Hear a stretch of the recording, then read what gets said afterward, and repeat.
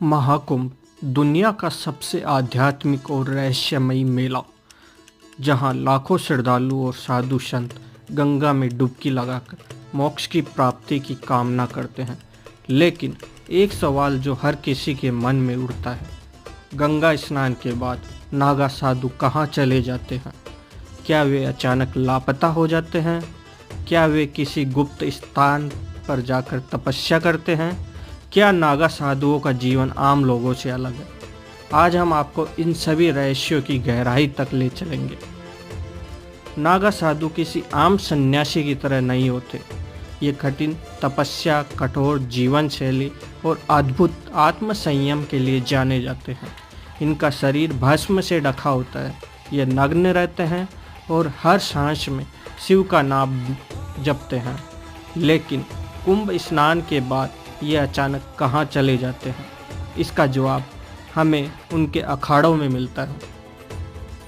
महाकुंभ के बाद नागा साधु वाराणसी जैसे तीर्थ स्थलों पर 1 महीने तक रुकते हैं।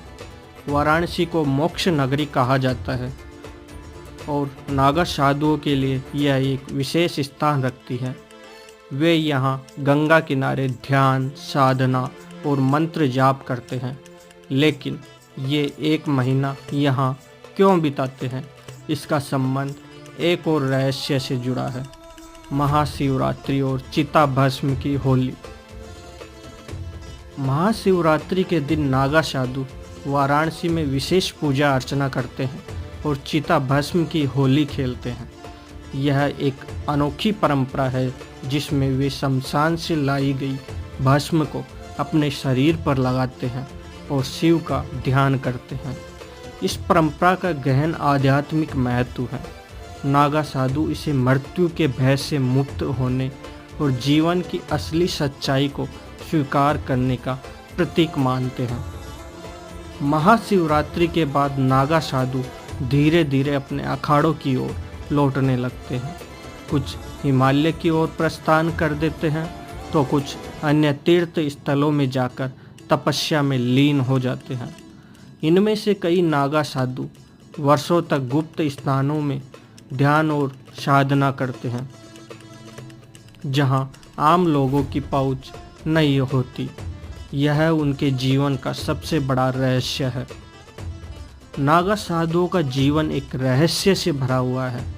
वे कुंभ मेले में दिखाई देते हैं, गंगा स्नान करते हैं, वाराणसी में रुकते हैं और फिर अचानक अदृश्य हो जाते हैं। उनका जीवन कठोर तपस्या और गहरी साधना का प्रतीक है।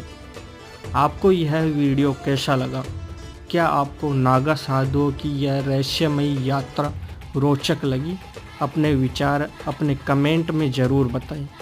और हाँ, अगर आप सनातन संस्कृति और अध्यात्म से जुड़े ऐसे ही अनेक रहस्यों को जानना चाहते हैं तो हमारे चैनल खबर का महारथी को सब्सक्राइब करना ना भूलें।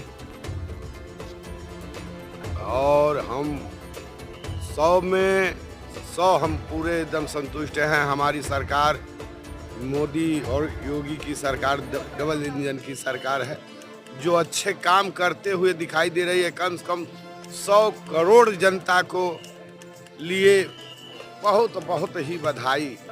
आज तक कोई सरकार ऐसा न व्यवस्था की, न कर पाएगा और न कभी उनके इतना रुक पाएगा, समय दे नहीं पाएगा, क्योंकि वो नाथ संप्रदाय के साधु हैं।